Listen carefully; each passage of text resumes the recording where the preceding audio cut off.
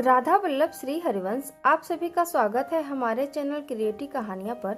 आइए सुनते हैं बंधु मोहंती जी की कहानी, जिनके लिए स्वयं भगवान जगन्नाथ जी प्रसाद लेकर आए थे। उड़ीसा के एक गांव में बंधु मोहंती नाम के व्यक्ति रहते थे। वे बहुत ही गरीब थे और केवल भिक्षा मांगकर अपना व परिवार का पोषण करते थे। ये नित्य सत्संग के लिए जाया करते थे और इससे इनके मन में संकल्प बना कि जीवन का एकमात्र उद्देश्य है भगवत प्राप्ति करना।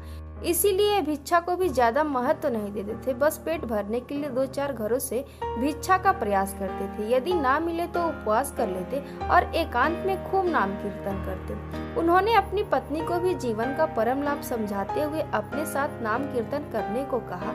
अब दोनों पत्नी पत्नी साथ में भजन करने लगे। बंधु के हृदय में विकलता आने लगी कि अब मुझे भगवान जरूर मिलेंगे। अब उन्हें किसी परिवार, मित्र, संबंधी आदि से मिलना अच्छा नहीं लग रहा था। उनकी हालत बहुत ही दयनीय थी। उनके पास बिल्कुल भी धन नहीं था और भिक्षा से भी अन्न कभी कभी ही मिलता था। उनके पास पहनने को फटे पुराने और गांठ बंधे हुए कपड़े ही थे। जब कई दिनों तक भोजन नहीं मिला तो उन्होंने अपनी पत्नी से कहा कि यदि तुम साथ दो तो हम मेरे एक मित्र के पास जा सकते हैं। मेरा मित्र बहुत ही धनी और कृपालु है, मुझसे बहुत प्यार करता है। 5 दिन का पैदल सफर है, लेकिन उसके बाद हमें कभी भूखा नहीं रहना पड़ेगा। उनकी पत्नी पतिव्रता थी और बंधु मोहंती की बात समझते हुए साथ चलने को मान गई। कई दिन से भूखे होने के कारण 5 दिन के लिए चलना असंभव सा था।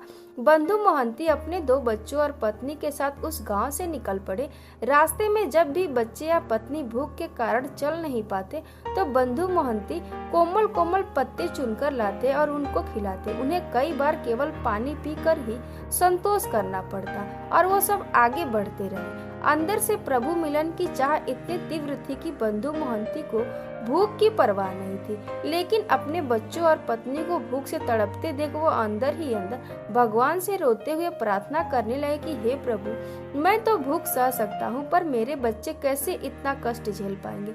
ऐसा ना हो कि हम आप तक पहुँच ही ना पाए, इसीलिए मुझे इतना सामर्थ्य देना कि मैं शीघ्र आप तक पहुँच जाऊँ। बंधु मोहंती का परिवार लड़खड़ाते हुए किसी तरह 5 दिन में जगन्नाथपुरी पहुंचा। श्री जगन्नाथ मंदिर के दूर से ही दर्शन करते ही बंधु मोहंती साष्टांग लेटकर भूमि पर लौटने लगे और अपनी पत्नी से कहने लगे, मेरे कृपालु प्रभु के दर्शन हो गए। यही मेरे यार हैं। मैं कह रहा था ना मेरे मित्र के बारे में, ये वही है मेरे प्रियतम, मेरे दीन बंधु स्वामी। इनके सामर्थ्य से हम यहाँ तक पहुँच पाए हैं। अब चाहे प्राण भी छूट जाए कोई परवाह नहीं। उनकी पत्नी के हृदय में उतना अनुराग तो नहीं था, पर उन्हें इस बात का सुख था कि अब यहाँ पर भरपेट भोजन मिलेगा और भक्तों का संग भी मिलेगा। आनंद में चलते हुए बंधु और उनका परिवार सिंह द्वार के सामने पहुँचे। पत्नी और बच्चे भूख से व्याकुल थे, पर वह फटे कपड़ों की हालत में एक कोने में खड़े रहे। उन्हें कोई नहीं पूछ रहा था। सिंह द्वार पे बहुत भीड़ थी और कुछ देर बाद मंदिर के कपाट बंद हो गए। बंधु ने पत्नी से कहा कि मेरे मित्र से बहुत लोग मिलने आए हैं ना, इसीलिए धैर्य रखो, अभी हम पीछे की तरफ चलते हैं। वह सब मंदिर के दक्षिण की ओर, जहाँ जगन्नाथ जी के प्रसाद का धोवन निकलता है, जाकर बैठ गए। बंधु ने सबसे कहा कि इस पानी में प्रभु के पात्र धोए जाते हैं, हम अभी इसे ही पीते हैं और कीर्तन करते हैं। हम लोग बहुत भाग्यशाली हैं कि हमें प्रभु का प्रसादी जल पीने को मिल रहा है। कल सुबह जब मंदिर खुलेगा तो मेरे मित्र से हमें कुछ न कुछ प्रसाद जरूर मिलेगा। यह कहकर पूरे परिवार ने एक एक कर वह प्रसादी जल पीकर ही अपना पेट भरा। पत्नी सोच रही थी कि इनके मित्र का तो पता नहीं, पर मैं धन्य हूँ, ऐसा अनुरागी और धैर्यवान पति मुझे मिला है। वो बंधु से कहती है कि आप जैसे राजी हैं, हम सभी वैसे ही आपके साथ रहेंगे, हमें कोई कष्ट नहीं है। बंधु पूरा समय वहीं जल निकाल कर सबको पिलाते रहे और बोले, तुम लोग सो जाओ, सुबह मंदिर के पट खुलेंगे तब हमें प्रसाद मिलेगा। बंधु प्रभु की प्रसन्नता के लिए वहीं बैठकर नाम कीर्तन करने लगे और मन ही मन भगवान को धन्यवाद करने लगे। भाव में प्रभु से कहने लगे कि हे नाथ, आपने मुझे अपने धाम बुला लिया। मेरे मन में कोई कामना नहीं है, पर आप बस कुछ ऐसी कृपा करो कि मेरी पत्नी को विश्वास हो जाए कि आप मेरे मित्र हो। मुझे जितना चाहे कष्ट दो, पर मेरे पत्नी मेरे कहने पर इतना कष्ट सहते हुए यहाँ तक आई है और मेरी ही आज्ञा से भजन कर रही है, कहीं इसका विश्वास टूट न जाए। जगन्नाथ जी के मंदिर में भंडार गृह होता है, जहाँ कई कई दिनों का प्रसाद रहता है। उस भंडार गृह पर रात में ताला लगा दिया जाता है। भगवान वहां से एक थाल में सुंदर भोजन सजाकर मंदिर के बाहर लाए और फिर वह एक ब्राह्मण के वेश में खड़े होकर आवाज देने लगे, बंधु मोहंती नाम का कोई भक्त आया है क्या? देखो, भगवान ने तुम्हारे लिए प्रसाद भेजा है। रात्रि में बंधु और उसका परिवार वहीं सो रहे थे। अपना नाम सुनकर बंधु उठा और अपनी पत्नी से कहने लगा कि कोई मुझे पुकार रहा है क्या? बंधु उठे और घबराते हुए उसके पास गए। वहां जाकर देखा तो एक ब्राह्मण हाथ में एक विशाल रत्न जड़ित थाल में बहुत सारा प्रसाद लिए खड़ा था। ब्राह्मण ने मुस्कुराते हुए कहा, प्रभु ने अंदर से तुम्हारे लिए भोग की थाली भेजी है, इसे ले लो और प्रसाद खाकर थाल अपने पास ही रख लेना। मैं कल सुबह उसे वापस ले लूंगा। बंधु का हृदय विकल होने लगा और कांपते हाथों से उन्होंने थाल अपने हाथ में ली। वो अपनी पत्नी से कहने लगी, देखा, मैं कह रहा था ना कि मेरे मित्र मुझे बहुत प्यार करते हैं। सब भीड़ चली गई तो अब उनको फुर्सत मिलते ही मेरे लिए प्रसाद भेजा है ना। यह कहते कहते वो एकदम आनंदित होने लगे। आज कई दिन बाद पूरे परिवार ने उस प्रसाद से भरपेट भोजन किया।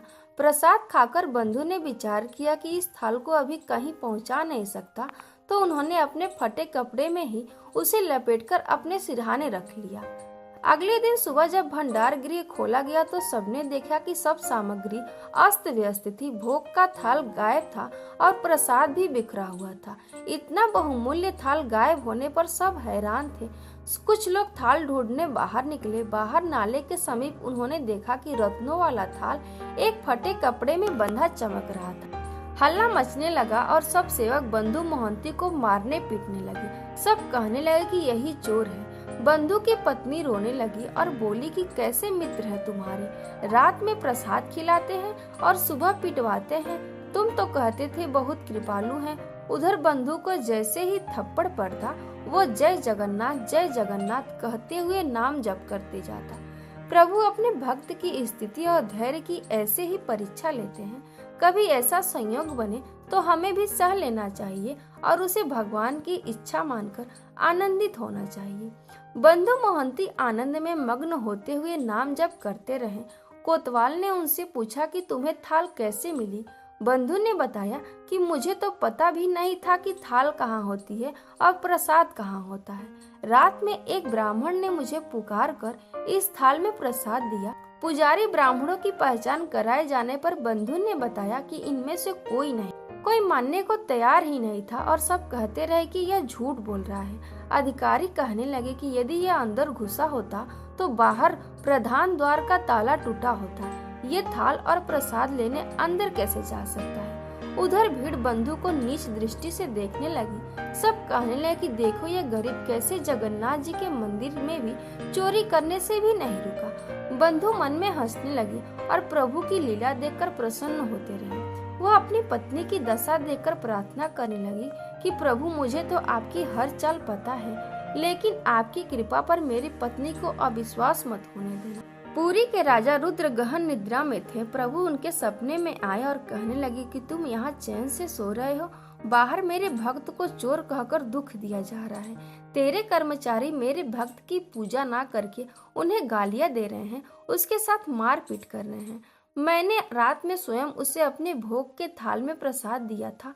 वो मेरा प्रेमी और परम भक्त है। जल्दी जाओ और उससे क्षमा।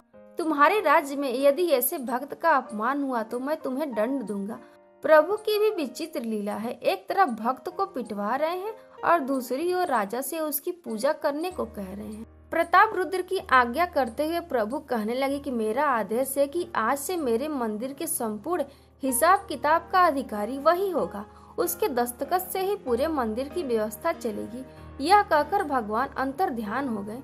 राजा तत्काल मंदिर की ओर भागे। वहां पहुंचते ही उन्होंने बंधु मोहंती को साष्टांग प्रणाम किया और हृदय से लगाकर उनसे क्षमा मांगने लगे। सबके सामने उन्होंने घोषणा कर दी कि जगन्नाथ जी का सीधा आदेश है, आज से मंदिर का पूर्व अधिकारी यही होगा। इसी के दस्तखत से मंदिर की सब व्यवस्था चलेगी। बंधु वहीं अपने फटे पुराने कपड़ों में हाथ जोड़कर दैन्य भाव से खड़े रहे। राजा ने उनसे कहा कि प्रभु ने जो आदेश दिया है कृपया आप उसे स्वीकार करें। आज भी जगन्नाथपुरी में बंधु मोहंती जी के वंशज मंदिर की सेवा करते आ रहे हैं। सारा हिसाब किताब उन्हीं बंधु मोहंती जी के वंशज संभालते हैं। इस कथा से हमें पता चलता है कि प्रभु को प्रसन्न करने के लिए यह जरूरी नहीं कि आप धनी हो या आप उत्तम कुल के हो। प्रभु के लिए प्यार और अपनापन ही हो तो वो रिझ जाते हैं।